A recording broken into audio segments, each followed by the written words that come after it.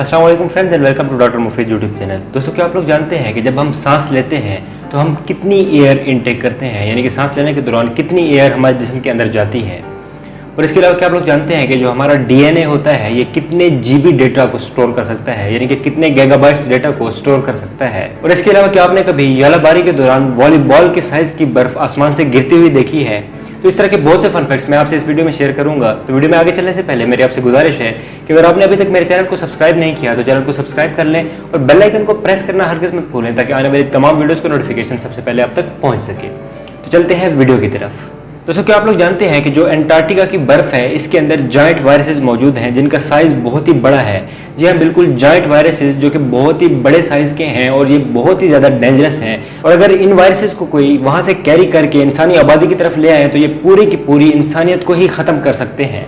जी हाँ, बिल्कुल, ये वायरसेस इतने ज़्यादा खतरनाक हैं कि अगर ये दुनिया में फैल जाए तो एक भी इंसान जिंदा बाकी नहीं रहेगा। इनके बारे में एक फन फैक्ट तो ये है कि इनका साइज बहुत ही बड़ा है, यानी कि जो नॉर्मल वायरसेस जो दुनिया में पाए जाते हैं, यानी कि इंसानों और जानवरों को जो वायरसेस इफेक्ट करते हैं उनका साइज छोटा होता है, लेकिन इन वायरसेस का साइज बहुत ही बड़ा है। और इसके अलावा इनके बारे में एक और फन फैक्ट ये भी है कि ये वायरसेस तकरीबन 10,000 साल तक जिंदा रहते हैं।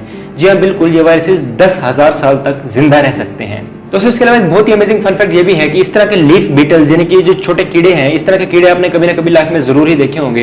लेकिन क्या आप लोग जानते हैं कि यही कीड़े हमें एलर्जी से भी बचा सकते हैं? जी हाँ, बिल्कुल, ये हमें एलर्जी से बचा सकते हैं। और इसकी वजह यह है कि बहुत से एलर्जेंस जो इंसानी बॉडी में एलर्जी कॉज करते हैं वो इन कीड़ों की खुराक होते हैं। तो लिहाजा ये बहुत से खतरनाक एलर्जेंस को खा लेते हैं और इस तरह ये इंसान को एलर्जी से बचा सकते हैं। तो दोस्तों, है ना ये फैक्ट अमेजिंग? दोस्तों, इसके अलावा मैंने आपको पिछली वीडियो में बताया था कि जो टाइगर शार्क्स होती हैं ये दुनिया में बहुत ही ज़्यादा ट्रैवल करती हैं, यानी कि दुनिया के एक कोने से दूसरे कोने तक समुद्रों के अंदर ट्रैवल करती रहती हैं।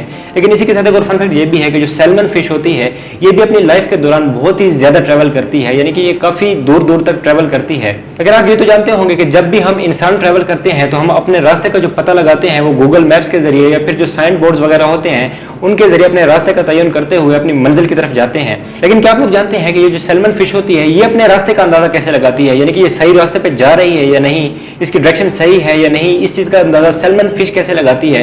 तो आपको ये जानकर हैरानी होगी कि इस फिश के अंदर छोटा सा मैग्नेट पाया जाता है। जी हाँ, बिल्कुल, इस फिश के अंदर छोटा सा मैग्नेट जो उसको मैग्नेटाइट कहा जाए तो वो पाया जाता है और इसी चीज की मदद से ये अर्थ की मैग्नेटिक फील्ड को यूज करते हुए अपनी सही डायरेक्शन का अंदाजा लगाती है और इसी तरह से ही ये पूरी दुनिया में ट्रैवल करती है। तो दोस्तों, है ना ये फैक्ट अमेजिंग? दोस्तों, इसके अलावा आपने लाइफ में कभी ना कभी यालाबारी तो जरूर ही देखी होगी, यानी कि हेल स्टॉर्म जिसमें आसमान से बर्फ गिरने लग जाती है। लेकिन क्या आप लोग जानते हैं कि दुनिया में सबसे बड़ी जो बर्फ गिरी है, यानी कि यालाबारी के दौरान जो सबसे बड़ी बर्फ गिरी है वो कहाँ गिरी है? तो आपको ये जानकर हैरत होगी कि अर्जेंटीना के अंदर 2018 में एक यालाबारी हुई और उस यालाबारी में जो बर्फ का साइज था वो तकरीबन एक वॉलीबॉल के साइज के बराबर था। जी हाँ, बिल्कुल, एक वॉलीबॉल के साइज के बराबर की बर्फ यालाबारी के दौरान जमीन पर गिरती रही। और अगर इतने साइज की बर्फ किसी इंसान की बॉडी के ऊपर गिर जाए तो उसका तो फौरन ही काम तमाम हो जाएगा।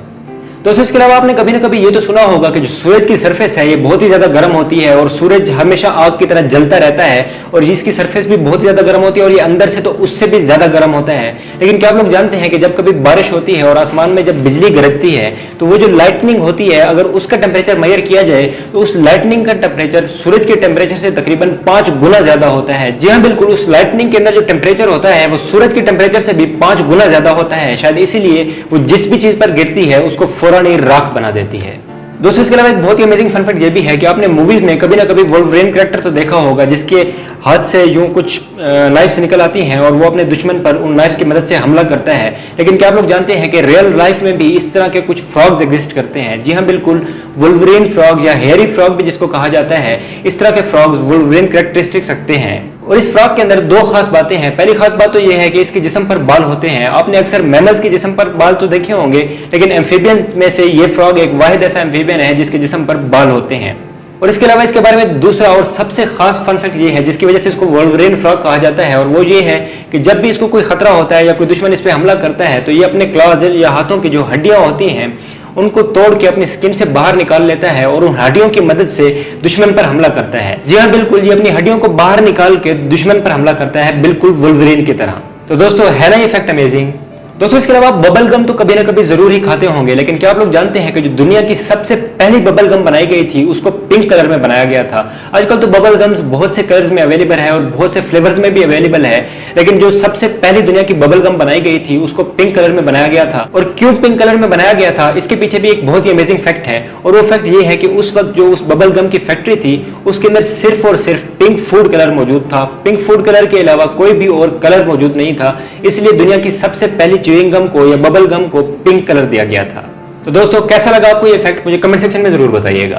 दोस्तों इसके अलावा एक बहुत ही अमेजिंग फन फैक्ट ये भी है कि ये जो विंडोज कंप्यूटर होते हैं, यानी कि जिनके अंदर विंडोज यूज होती हैं, तो उन विंडोज के किसी भी वर्जन के अंदर आप अगर किसी फोल्डर को जो रीनेम करते हैं या कोई नेम देना चाहते हैं, तो आप कैन ये नेम किसी भी विंडोज के वर्जन में किसी भी फोल्डर को ये नेम नहीं दे सकते। जी हाँ बिल्कुल, आप ये ट्राई भी कर सकते हैं, किसी भी विंडोज कंप्यूटर के अंदर आप किसी फोल्डर को कैन नेम बिल्कुल भी नहीं दे सकते। दोस्तों इसके अलावा एक और फन फैक्ट ये भी है कि आईलिड्स के बारे में तो आप जरूर ही जानते होंगे, यानी कि हमारी आंख का ये जो कवर है इसको आईलिड कहा जाता है, इसके बारे में जरूर ही जानते होंगे आप। और इंसान के अंदर 2 आईलिड्स मौजूद होते हैं, लेकिन इनके बारे में फन फैक्ट ये है कि जो कैट्स, डॉग्स और कैमल्स होते हैं इनके अंदर 2 नहीं बल्कि 3 आईलिड्स मौजूद होते हैं। जी हाँ बिल्कुल, इनके अंदर 3 आईलिड्स मौजूद होते हैं। दोस्तों इसके अलावा एक बहुत ही अमेजिंग फन फैक्ट ये भी है कि आपने अक्सर एनिमल्स के बारे में ये तो सुना होगा कि जब सर्दियां आती हैं तो बहुत से एनिमल्स ऐसे हैं जो हाइबरनेट कर जाते हैं, यानी कि सो जाते हैं, और फिर जब दोबारा मौसम तब्दील होता है, यानी कि जब दोबारा बाहर आती हैं तो ये अपनी गारों और बिलों में से निकल के दोबारा नॉर्मल लाइफ की तरफ आ जाते हैं। लेकिन क्या आप लोग जानते हैं कि दुनिया के अंदर एक ऐसी फ्रॉग्स की, यानी कि मेंढक की एक ऐसी स्पीशी मौजूद है जिसको अलास्का फ्रॉग कहा जाता है। ये हाइबरनेट तो करती है, लेकिन इसके हाइबरनेट करने का एक तरीका बहुत ही अनोखा है, और वो तरीका ये है कि जब भी सर्दियां आती हैं तो इस फ्रॉग का जिस्म बिल्कुल ही फ्रीज हो जाता है। जी हाँ बिल्कुल ही बर्फ बन जाता है, और बाद में जब स्प्रिंग आती है तो ये दोबारा मेल्ट हो जाती है और इसकी बॉडी पे किसी किस्म का कोई नेगेटिव असर भी नहीं पड़ता, और दोबारा मेल्ट होने के बाद ये नॉर्मल लाइफ की तरफ चली जाती है। फ्रीज होने के बाद दोबारा नॉर्मल लाइफ की तरफ चली जाती है और खाने पीने भी लग जाती है। और जब ये विंटर के दौरान फ्रीज होती है तो इसकी बॉडी के तमाम फंक्शंस बिल्कुल ही स्टक्ड होते हैं, बिल्कुल ही रुके हुए होते हैं। इवन इसके सेलुलर लेवल के फंक्शंस भी बिल्कुल ही स्टॉप हो चुके होते हैं। बिल्कुल ऐसा लगता है जिस तरह इस फ्रॉग के लिए सर्दियों के दौरान टाइम ही स्टॉप कर जाता है। तो दोस्तों है ना ये फैक्ट अमेजिंग। दोस्तों इसके अलावा क्या आपने कभी सोचा है कि जो बनानास होते हैं, यानी कि जो केला होता है, ये हमेशा कर्व्ड ही क्यों होता है? केला सीधा क्यों नहीं होता, ये कर्व्ड ही क्यों होता है? तो इसके बारे में एक फन फैक्ट ये है कि जब भी केला अपने प्लांट के ऊपर उगना स्टार्ट करता है तो ये सूरज के सामने आने के लिए ज्यादा से ज्यादा आगे और ऊपर की तरफ मूव करता रहता है ताकि ये सूरज के सामने आ सके, और इसी वजह से ये उगते उगते कर्व्ड शेप का हो जाता है, यानी कि इसका शेप टेढ़ा हो जाता है।